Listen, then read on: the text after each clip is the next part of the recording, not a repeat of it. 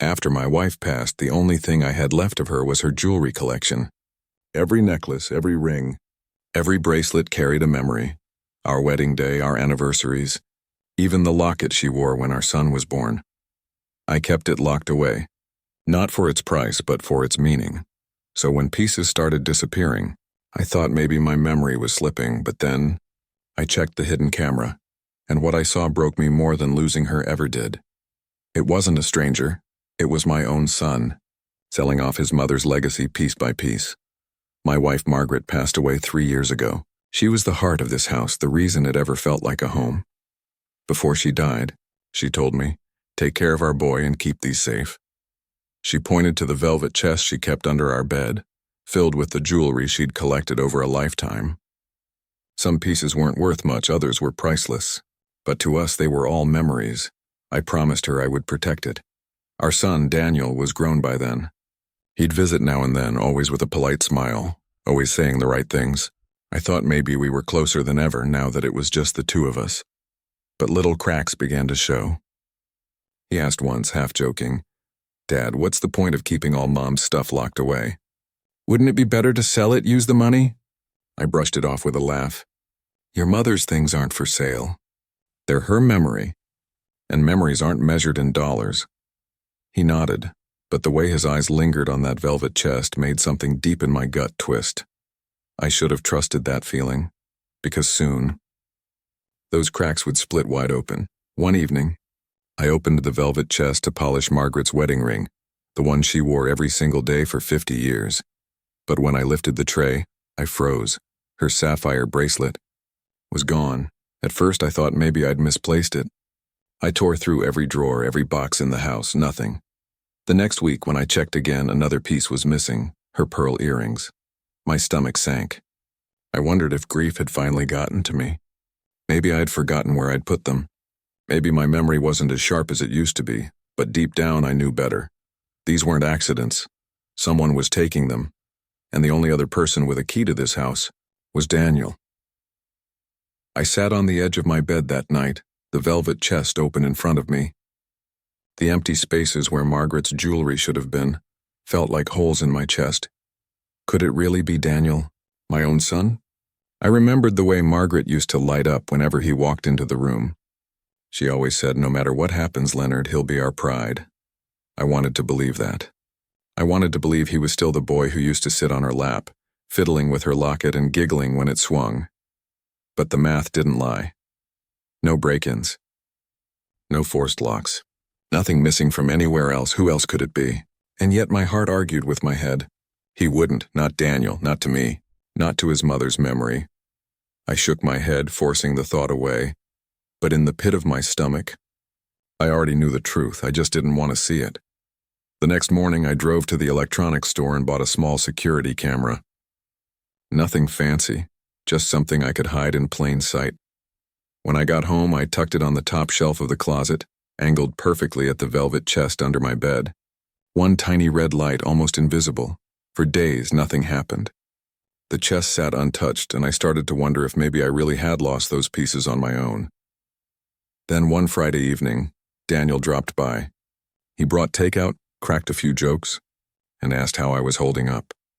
But when I went to bed that night, something told me to check the footage, so I sat in the dark, my hands trembling as I hit play, and there it was, Daniel, my son, walking straight into my bedroom. He looked over his shoulder, then knelt by the bed. With steady hands, he pulled out the velvet chest, opened it, and slipped one of Margaret's necklaces into his pocket. No hesitation. No shame, my heart stopped. It wasn't a stranger, it was him, my own blood, stealing from his mother's memory. The next morning, I couldn't even look Daniel in the eye. He sat at my kitchen table, sipping coffee like nothing had happened. Like he hadn't just robbed me in the dead of night. Every part of me wanted to shout, to slam the velvet chest down in front of him and demand answers. But I didn't, because anger burns fast, and revenge requires patience. So I smiled, poured myself a cup, and asked him how work was going. He lied smoothly, telling me about some project at the office. But I noticed the new watch on his wrist. Gold, shiny, not the kind of thing he could afford on his salary. I clenched my jaw. nodded along and said nothing. Later that night, I checked the footage again. Daniel had come back into my room while I showered, taking another piece, and this time, Margaret's diamond brooch. The evidence was piling up, and I knew then, if I wanted justice, I couldn't confront him too soon. I had to let him bury himself in his own greed, one piece at a time. Over the next few weeks, the pattern repeated itself like clockwork. Daniel would stop by, all smiles and charm. He'd ask if I needed groceries, mow the lawn half-heartedly, then linger just long enough to make sure I'd be distracted. And every time, once I stepped out of the room, the camera caught him. The velvet chest under my bed became his personal ATM. One night, it was Margaret's ruby ring. Another, her silver locket. He slipped them into his pocket with the same casual ease as someone pocketing loose change. I watched the footage over and over, my stomach churning. It wasn't just the stealing, and it was the look on his face, cold, calculated, almost entitled, like he believed those pieces were his by right. Meanwhile, I started noticing new things at his place. A bigger TV, designer shoes by the door, a different car parked out front. He was selling her memory piece by piece and was using it to live larger than he ever had before. And with every theft, my anger hardened into something sharper. Patience, because the deeper he went, the sweeter the fall would be when I finally pulled the rug out from under him. Daniel thought he was clever. He timed his visits, he smiled at me across the dinner table, and he acted like the perfect son. But arrogance always leaves cracks. One afternoon, I noticed him glancing at my bedroom door a little too often while pretending to scroll on his phone. His leg bounced nervously under the table, and when I asked him a simple question about work, he barely heard me. That night, I checked the footage again, and there it was. Daniel wasn't just stealing jewelry anymore. He was making calls right there in my house, holding the pieces up to the camera on his phone, selling them before he even walked out the door, and then he slipped. He mentioned a buyer's name out loud while bragging into the phone. A jeweler I knew downtown, one my wife and I had visited years ago. I leaned back in my chair, heart pounding. Finally, I had a trail. A way to prove everything. Daniel thought he was invisible, but with one careless word, he'd given me the key to bring his entire scheme crashing down. The next morning, I drove downtown to the jeweler's shop Daniel had mentioned. The place hadn't changed in years. Same brass bell above the door, same glass cases filled with necklaces and rings that sparkled under the lights. The owner, Mr. Kaplan, looked up and his face softened with recognition. "Leonard, I haven't seen you in ages. How's Margaret?" My chest tightened. "She passed a few years ago," I said quietly. His smile faded. "I'm sorry to hear that. She was a lovely woman." I nodded, then leaned closer. "Mr. Kaplan, has my son been by here recently?" "Daniel Whitman." He hesitated, then lowered his voice. "Yes, quite a few times, actually. He's been selling me jewelry. Said it belonged to his mother." He pulled out a tray from beneath the counter. My heart nearly stopped. Margaret's sapphire bracelet, her pearl earrings, the diamond brooch I'd watched him steal on camera. Mr. Kaplan frowned. "Leonard, if this isn't right, I need to know." I took a deep breath, steadying myself. "It's not right. Those weren't his to sell." For a moment, silence hung heavy between us. Then Mr. Kaplan leaned forward. "If you want my help, I'll cooperate. I'll hold the next pieces he brings in, and I'll keep every receipt. You'll have proof." I shook his hand, my grip firm. "Thank you. That's exactly what I need." Walking out of that shop, I felt something I hadn't in weeks. Control. Daniel thought he was cashing in on his mother's memory.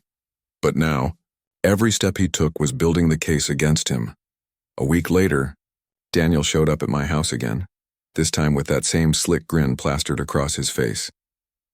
He hugged me, asked if I needed anything from the store, then disappeared into the bedroom while I pretended to watch TV. The hidden camera caught it all. He pulled out the velvet chest, rifled through what was left, and slid Margaret's emerald pendant into his pocket. The same pendant she'd worn on our 40th anniversary. My fists clenched, but I kept my expression calm when he came back into the room. "Dad, I've got to step out for a bit." "I'll be back later tonight," he said casually. I nodded, smiling. "Of course, son. Drive safe." What he didn't know was that I'd already called Mr. Kaplan earlier that morning. The jeweler promised to call me the moment Daniel walked in with another piece. And sure enough, an hour later my phone buzzed. "Leonard," Kaplan whispered. "He's here. He's trying to sell the pendant. Should I stall him?" I took a deep breath, my heart pounding in my ears. "Yes," I said firmly. "Keep him there. I'm on my way." For the first time in weeks, I wasn't the one in the dark. Daniel thought he was playing me, but tonight, he was walking straight into the light. When I stepped into the jeweler's shop, the little bell over the door jingled, but the sound barely reached me over the pounding in my chest. There he was. Daniel. Leaning on the counter, acting smooth as ever, Margaret's emerald pendant dangling between his fingers like it was just another trinket to be haggled over. Mr. Kaplan looked up, his eyes catching mine. Relief flickered in his face. "Dad?" Daniel's smile faltered. "What are you doing here?" I walked forward slowly, every step heavy with years of love, disappointment, and fury. "I could ask you the same, Daniel. What are you doing with your mother's pendant?" His face drained of color. He tried to laugh it off. "Oh, come on. Mom would have wanted me to." "Don't you dare speak for her," I cut in, my voice sharp. Mr. Kaplan cleared his throat and slid a folder across the counter. "Leonard, I've kept every receipt. Every single piece your son sold me is documented." Daniel's head whipped around, his eyes wide. "Wait, what? You kept records?"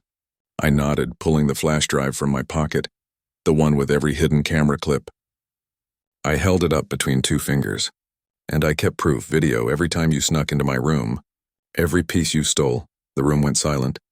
Daniel's mouth opened, but no words came. His lies had nowhere left to hide. For the first time, he looked small, cornered, exposed.